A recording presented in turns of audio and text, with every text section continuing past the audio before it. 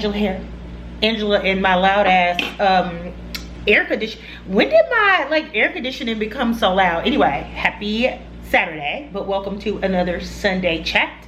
If you're new here, thanks for stopping by. If you're returning, thank you for sticking around. Do I look like a potato? Like a raw potato? Yes, I literally just washed my face, put sunscreen on. Saturday morning, it's 8 a.m. in the morning. I'm getting ready to head to my bar class at 10:30. But I wanted to film this before I go because I have a little day planned for myself. I'm going to go to check out an exhibit that I've been procrastinating on, and it's on its way out of here. And if I miss it, I'm gonna be mad. So I'm headed to the Field Museum after my workout, and I might buy myself some lunch and then grab a bottle of wine and come home and work on my business. I got businesses. It's very much in its infant stage. Anyway, if you're new here, that's a little bit about me and what I got going on, but you should watch my vlogs. I do weekly vlogs. They come out on Wednesday. You'll see all of that in the vlogs on Wednesday. Today, we are going to talk about traveling. I got a question, and I don't remember if I took a screenshot of... Oh, I have an incomplete text message I need to send to my little sister.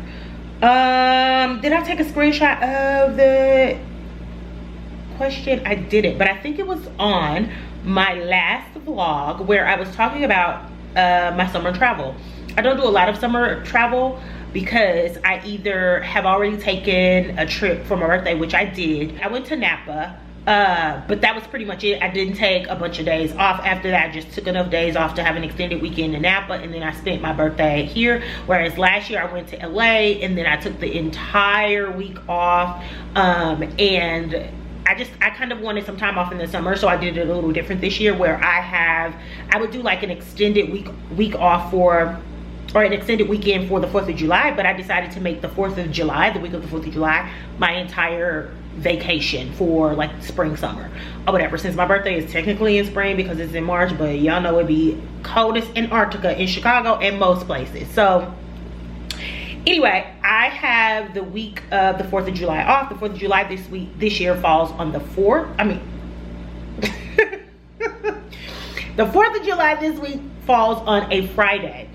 So I have that entire week off. So I am going on vacation from the Friday prior to that week to the Tuesday of the week after. So essentially I'll have a weekend, a full week, and then another full weekend and a day off of work. And so I was talking in the vlog about the flights that I booked for that vacation.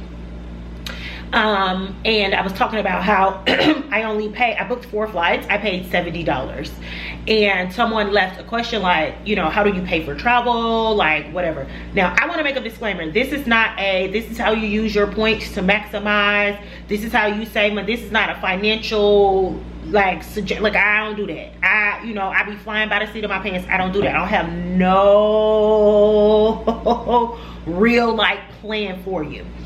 I am going to tell you what I do, and then you can take the meat and spit out the bones. It's gonna be a lot of bones though, because like I said, I'm not don't be looking for me for stuff like that. Anyway, let me try to find this comment. I'm cracking up. Oh wait. How do you balance? I appreciate the motivation. Okay, that'll be another good one that I will do a video on. I'm sorry, I be scouring the comments looking for possible topics. So that'll be next week's Sunday chat because I actually really like that. Damn, maybe it's not on this one. Anyway, the question essentially was, how do you pay for travel or whatever? And so I wanted to make I want to have the conversation about the idea that people that we see on the internet not being able to afford, you know how it's and maybe this is a very TikTok centered conversation. Actually, I've seen this conversation on YouTube too. I mean on Instagram too. But I think that as soon as people see people with a certain amount of followers on social media, then they automatically assume that they are making money through social media in some sort of way, or they are being performative in all of the things that they are buying or doing or whatever. It's causing them to be in debt, they're fronting, they don't actually have it, or whatever the case may be. I want to dispel both. One, I have almost 17,000 followers on TikTok, have 6,000 and something on YouTube. I have like 4,000 on Instagram, and I don't make no money for real on these apps. Now, I don't not make any money, right? I make anywhere between 700 to 1,200. I think the most I've ever made on TikTok through the creators program was $2,000 at most, baby. And you gotta put, I put aside 35% of that for taxes, right? So at most, I have only made about $2,000, and that was a month where I had a video hit a million views, right? But at the most, it teeters between about 700 to 1,200, depending, like the month before last. So what is it, June? So the check I'll get in June is $700 and some change, right? $750 and some change. The check that I got last month was $1,270 and some change. It just really depends, right? And then with YouTube, girl, it's really hard to make money on YouTube. Like, anybody that's making lots and lots of money on YouTube is either posting a lot, and so they're hitting the algorithm a lot, or they are really popular on YouTube, they have a lot of subscribers and they have a lot of views. It's really hard to make money. So I make anywhere between $150 to $300 on a good month. But this last month I had a good month, so my payout is like $320, right? I had a little spike in views, right? So on that, let's just keep everything on the high end. That's $1,200 from TikTok a month, $300 from YouTube a month. So we're at what, $1,500, right? And then I have a subscription based model on Substack, which if I don't start posting on there, the people gonna start snatching their money back, where I maybe pull in like $130 a month on subscriptions, right? So that's $1,630 a month from posting on social media.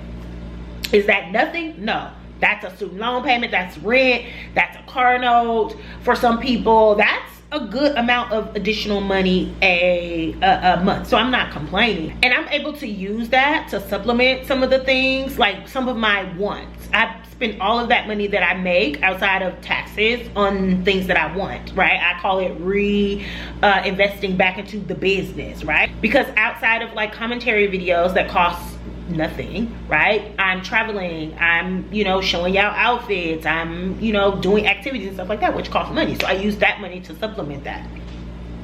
So then the other narrative is they be in debt. How like, you see that video or you see that question come up all the time.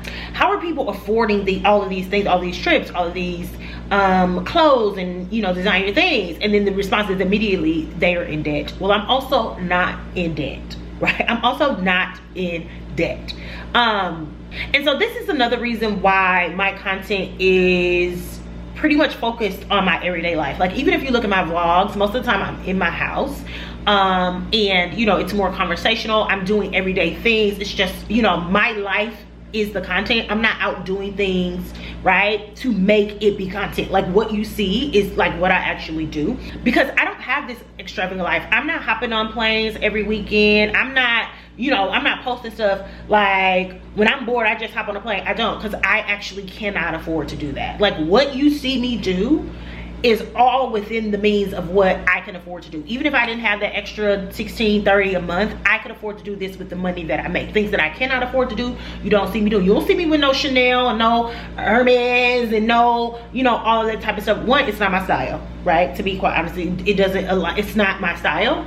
But two, I don't have it because I can't afford it, right? I have been talking about a Bottega, a large Bottega like hobo style bag for the entirety of me having this YouTube channel. I still don't have it because I just don't have $5,000 at one time to just hop. That's something that I have to save for in order to get, right? So what you see is what you actually get. So I'm not in debt, but I'm also not doing things that I cannot afford. So everything that you see me do, I can afford to do, right? So I opened a pair of Bottega glasses in my vlog last week, and then I also booked 4 flights for a vacation. So I can see how, and I'm not saying that the person that made that comment is saying, they know me, they look at my content, so they know what's going on. But if you were somebody that was like coming to my page for the first time on that video, you would be like, damn, what the fuck she do for a living? But oh, she opened bodegas and she just booked 4 flights to go on a trip, like a week-long trip, whatever.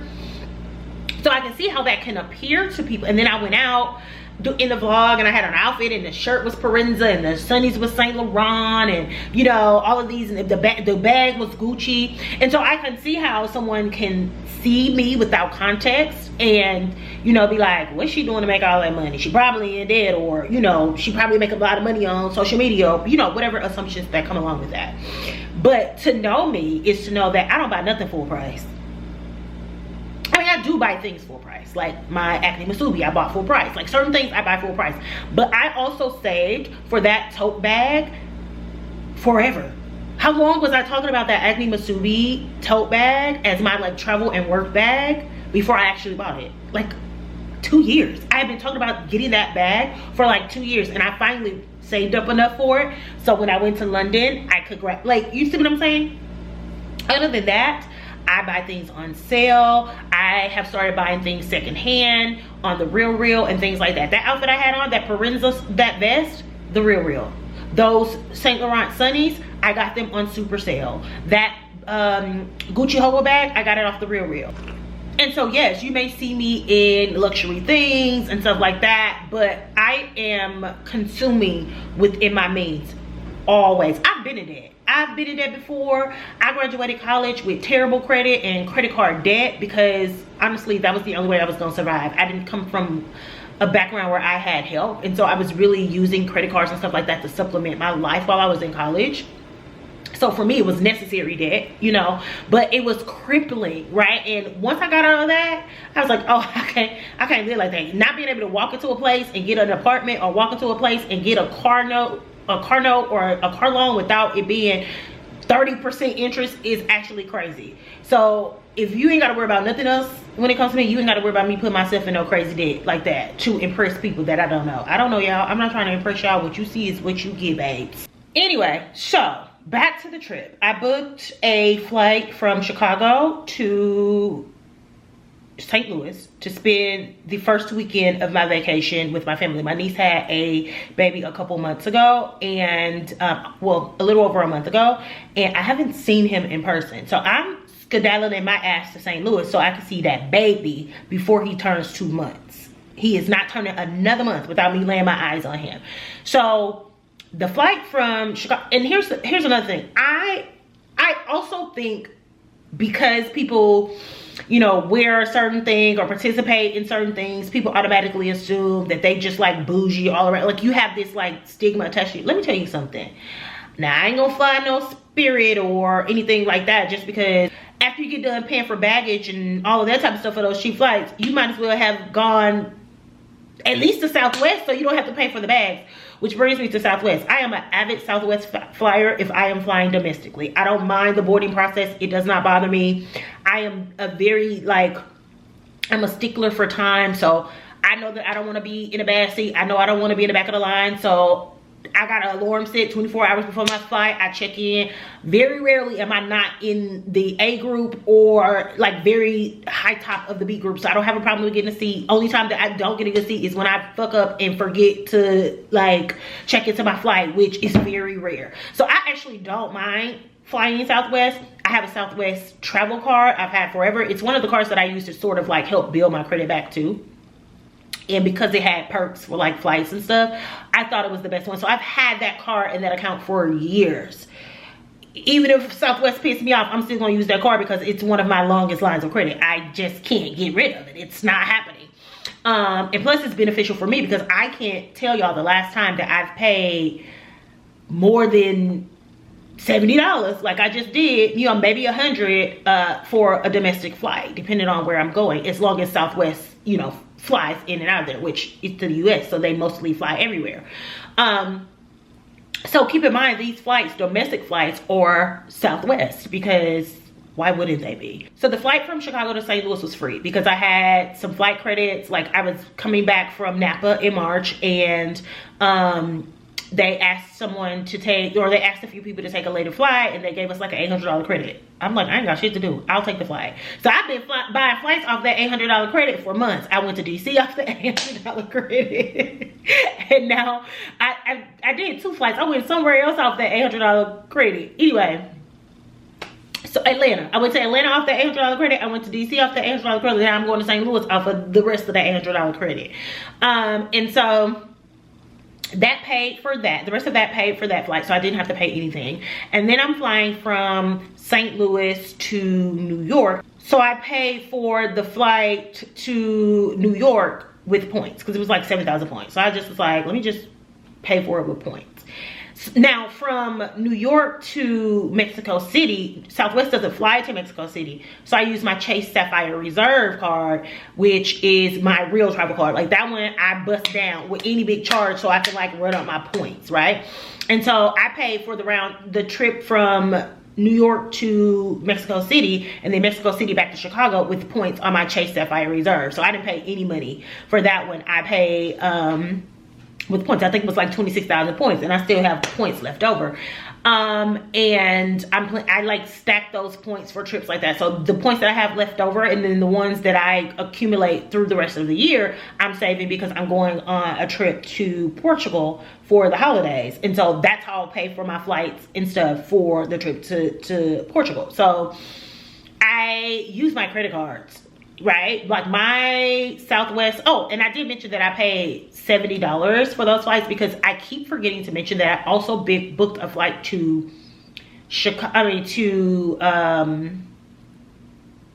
Nashville, I'm sorry. And I had a little bit of the $800 credit left. So I used that, and then it was like $70 additional to pay the rest of the Nashville flight. I think I didn't mention that in the last one, and like I was like, where did the $70 come from? That's where it came from. A couple weeks after that trip, I have to go to Nashville for a baby shower, so I had to book that flight too. So I actually booked 5 flights and not 4 flights, but just 4 flights for that trip and then another flight. You get what I'm saying? Anyway, so the way that I'm able to accumulate enough points to pretty much not pay for flights, especially domestically, with my Southwest card is my bill card. All of my cell phone bill, my insurance, like renter's insurance, all of my subscriptions, any bill that I have is auto drafted off of that card, and then I just pay that card in full every month. So the monthly charges for like my bills and stuff comes up to about $570. And sometimes it's more than that because I'll do little charges like the extra $70 or something like that onto the card. So this month I pay, I think, $650. And then my Chase Sapphire Reserve, like I said, I make all of my big purchases, hotels, like any flights that I do have to pay for, any like big purchase. I don't care if it ain't big. If it's over $100, I'm putting it on it. If I'm buying food, if I'm doing like a super expensive Uber, anything that costs over $100, I'm putting it on that card because it accumulates points really well. Oh, I also do groceries on my Southwest card. I should do it on my Sapphire Reserve because you get more points for it, but my Sapphire Reserve be carrying a big ass balance sometimes, and I don't got time for that. So I do that on my Southwest card as well, and so I get points for like groceries and stuff on my Southwest card too. And so and that's a part of the monthly. So when I say it's $570, y'all like, damn, you got $570 worth of bills, which I know people got $570 worth of bills. I mean, I know people that think that's cheap, but that's a lot to me. That doesn't include my student loans though. That's a separate thing or whatever. So $570 outside of student loans, and I ain't got no car or nothing like that. I don't know, sound like a lot of money to me, but maybe it's not a lot to other people. And then I do have a credit card through my bank that I have like little subscriptions on. Like my bar subscription is on there, my early work, which is like a cultural club that I'm in, that comes off of there. And then I'll put little purchases here and there just because it's a card that I have open and I like to keep some activity on it. It's connected to my bank, and so I just, you know, put a couple of things. So those are extra, so you can add those to my monthly charges as well. And then little things like my Canva subscription. I have a what else do I have? I have a couple other little subscriptions like that for like content creating and stuff. That just comes out of my checking account. Apple Music, all that type of stuff that comes directly out of my debit account because it's attached to my phone. Anyway, I'm getting off track. I'm getting off track because things keep popping up in my head. But for the most part, I live a very I don't have a lot of expenses. I have a very low expense life, in my opinion. I have my rent. I have, you know, $650 in bills a month, and then I don't have a car. I don't have a car note. You know, my health insurance is paid through my job, like all of that type of stuff. So I live a very inexpensive life, in my opinion, and it allows me to do a lot of the things that I want. And I don't even command as much money in my salary as I can because I have been trying to get these student loans paid off with this fucking public service. Don't get me started. And so I'm working in the nonprofit healthcare sector, and baby, if I worked corporate, like when I was looking at jobs in DC, if I went corporate, y'all would really be like, oh, she's out of touch, because I could command way more money. Now, do I make six figures? Yes. After taxes, do I make six figures?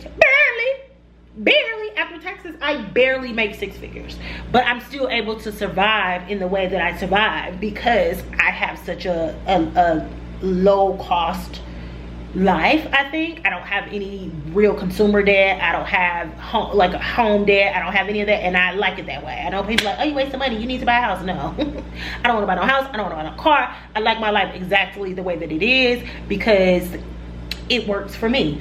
Anyway, so yeah, I have my Chase Sapphire Reserve that I put all of my big purchases on. Like when I went to DC, the hotel, all of the food, everything that I bought, all of that went onto that. I probably got like 5,000 points from that one trip. 5,000 points from that one trip, just from the hotel, the food, the Ubers, and all of that type of stuff. So that's how I pay for stuff.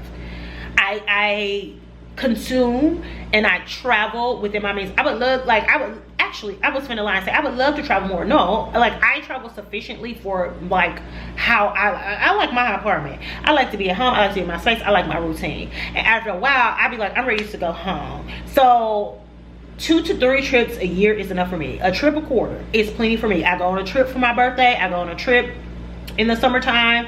I go on a big trip at the end of the year, and in between that I may do little stuff like go see my friend in Atlanta, go see my friend in Nashville, pop into DC, little stuff like that. That is sufficient enough travel for me. It works with my lifestyle and it works with, you know, what I can afford. And so I travel, I consume, like I said, I buy things full price. If I buy things full price, I've saved for them. Other than that, baby, I'm looking for a sale. Those Bottega Sunnies you saw me opening in last week's vlog, I got those off of Satire. Those run $450, $500 full price. I got them for $250 plus tax and no shipping because it was free to ship. You see what I'm saying? So that's how I pay for it. And you know, because the girls like to say, the girls be lying. Here is a snapshot of my Southwest Chase. It has like $100 balance on it because I made a purchase, but then I paid it right back. So it now says at zero, but at the time that I took this screenshot, it was like at $100.01 or something like that. I'm coming off of memory. And then this is my Chase Sapphire Reserve. It has a dumb, stupid balance on it, but that's because I'm waiting on a credit. I had to do this whole dumb recharge me for the price of the flight, and like an international flight that I had, I got downgraded and they gave me a whole reimbursement for the flight, but I had to recharge it. Anyway, I have like a $6,000 and something credit coming to my Chase card in like the next 2 weeks for that. So the rest of that $1,000 and something is a charge that I literally just put on there before I took this screenshot, maybe a few days, for the hotel in Mexico City. And then there's another like $70 something charge for the hotel in New York because you had to pay a little bit up front.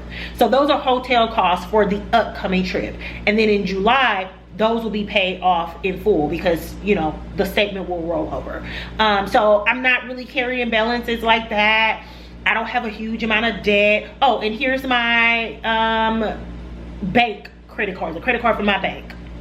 $0. That's because those 2 auto charges haven't hit. They'll hit in the next couple days, and then there'll be like $140 something balance that I typically have to pay off every month for that. So I'm not in debt.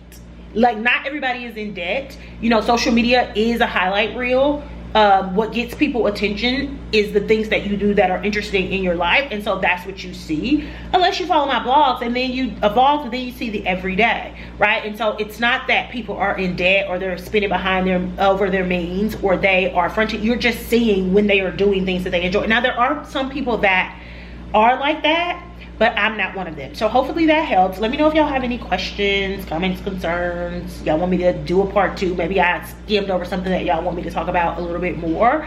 Leave that stuff in the comments, and you know, I'll put it on the list to make a video about it. Anyway, I'm going to go get ready for my bar class, and I will talk to y'all in next week's video. Thank y'all so much for watching. Make sure you like, comment, and subscribe. All of the links to all of my things are in the description, and I will talk to y'all in next week's video. Bye.